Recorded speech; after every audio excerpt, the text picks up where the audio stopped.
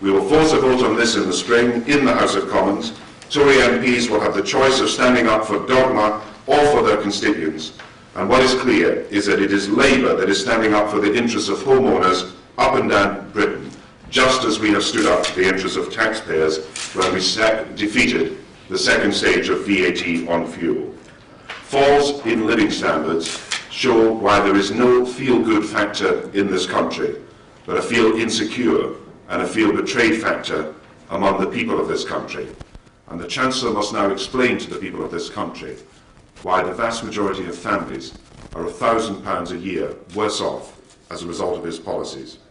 Labour will now step up its pressure against a cabinet that is divided, a government that is in disarray, and a Conservative Party that is disintegrating before our eyes.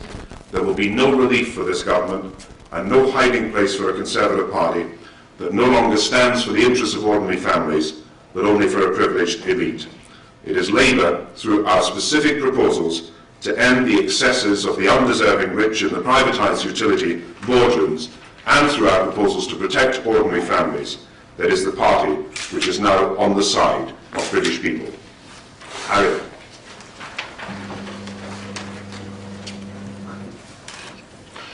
People feel worse off under the Tories because they feel insecure. Insecurity at work is key to the lack of the feel-good factor. Kenneth Clarke has admitted that there's no feel-good factor, but he won't admit that a major reason for the absence of the feel-good factor is insecurity at work. He refuses to acknowledge his government's part in causing that insecurity, and he certainly has no programme for making people feel more secure at work. Insecurity at work is now an epidemic. Too many people feel that each paycheck might be their last. The epidemic of insecurity at work has swept from the private sector right through the public sector. It's swept from manual workers right through to managerial, professional and office workers. It's everywhere. And today I'm identifying 8 reasons for the epidemic of insecurity at work. Temporary work replacing permanent work.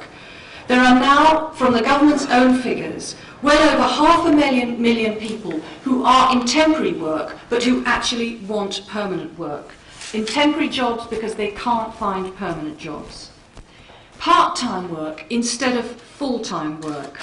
Most part-timers have always been women who've chosen part-time work to fit in with family responsibilities.